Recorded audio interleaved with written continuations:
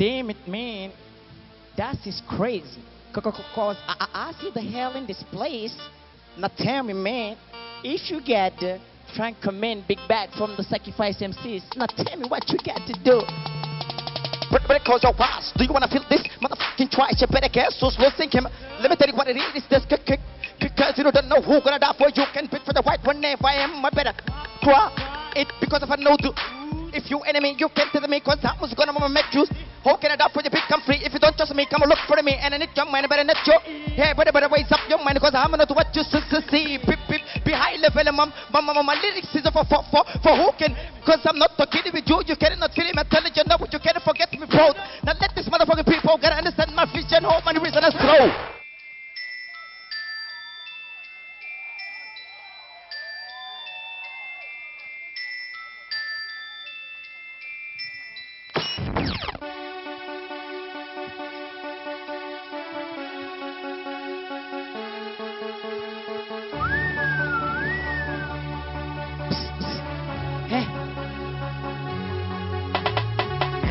Biggie back, just got back, halaba, buma takadi si juice.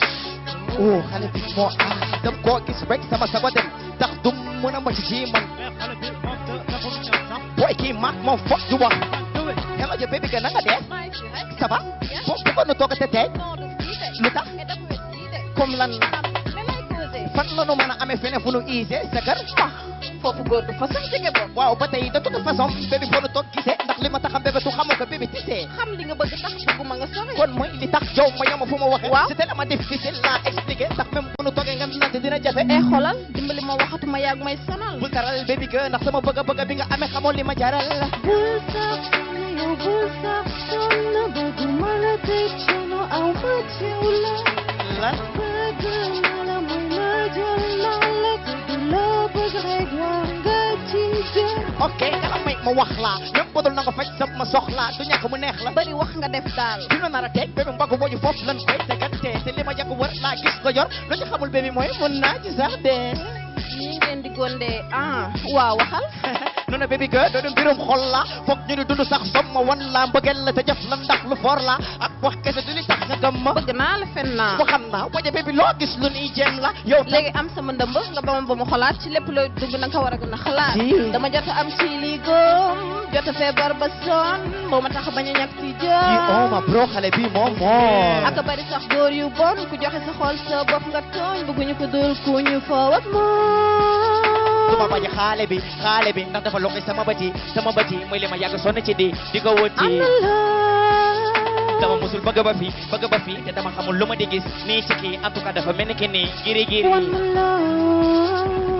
hello baby xame nga ma. waay yow ne ma ana loo gis ci man sax. dafa bari li ma ci gën a rey ñàkk ko xam moo ma jaaxal mais mun naa la ci jox exemple ga lu ci mel ni sa wax ak sa dox ak sa kanam sa regard su sourire bu bëggee nit ki la pom dale sa wiir ak li de réer sama xol tax ma miir ci yow baby ga sonal nga ma lu ma ci xiir. maa bëgg lu siir dan maa jot a trahi te ci ba ko def yéen a yem wax ba su ma déggee góor rek tàmbali lox ma bëggoon nga baal ma. boo bëgg la gaañ ma bu ma ñaan ma bàjji la daw sa gannaaw du ci man ci xol mi la bu yemale góor ñi del sor sa kilifa.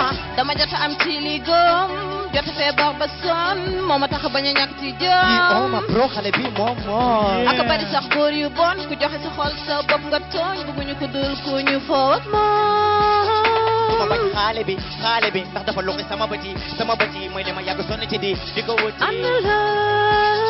dama musul bëgg ba fi te dama xamul lu ma di gis nii ci kii en tout cas dafa mel ni ki nii giri.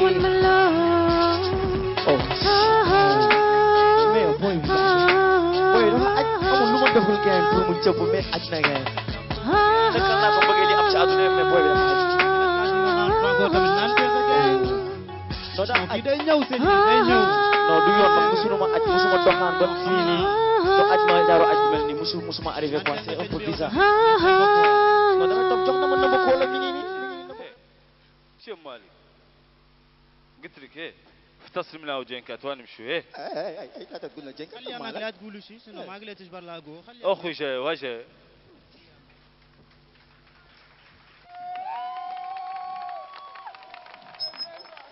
شكرا للمتسابق رقم 16 فرانكو مان وننتقل الى اراء لجنه التحكيم. Très bonne mise en scène. J'ai vu que tu as appuyé sur 2 bits ou 3 bits. Et le style est speed. C'est un bon style de rap. Parce que faire un style de rap comme ça, speed sur des beats en live, c'est pas facile. Mais je vois que tu maîtrises. Bonne chance.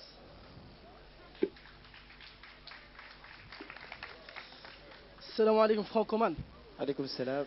Loin d'être sûr que cette mise en scène est politiquement correcte, ce dont je suis sûr par contre, c'est qu'il y a du travail en termes de mise en scène. Et je vais te dire exactement où. J'ai décelé 3 ou 4 univers. Le premier univers est l'univers du réveil. Ton collègue te réveille.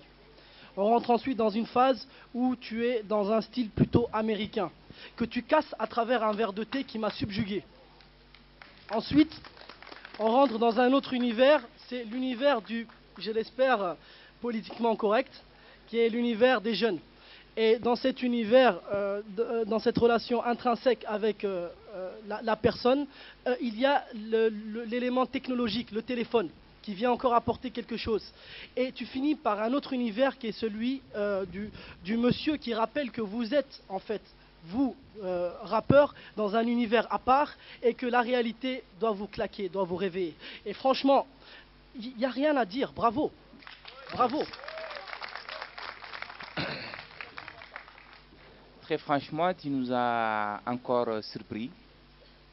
Tu nous as surpris par cette belle mise en scène. C'est bien de voir des objets culturels comme la terre, puis le thé, la menthe.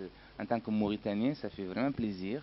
Et c'est bien de mettre ça aussi sur un plateau télé. Ça fait partie de notre patrimoine culturel. Et donc, c'est bien d'avoir introduit ça dans ton rap. Sinon, ce qui est frappant aussi, c'est cette façon dont tu communiques avec cette fille. Souvent, on pense que le rap, c'est quelque chose de dur, c'est quelque chose de méchant, et que les rappeurs, ils font que se plaindre et casser. Et donc là, c'est bien d'aborder aussi l'amour, quoi, à travers une chanson de rap. C'est super, je te félicite. هذه الأغنية الدور تعود معناها عند الشباب. متمني لك توفيق. Merci beaucoup.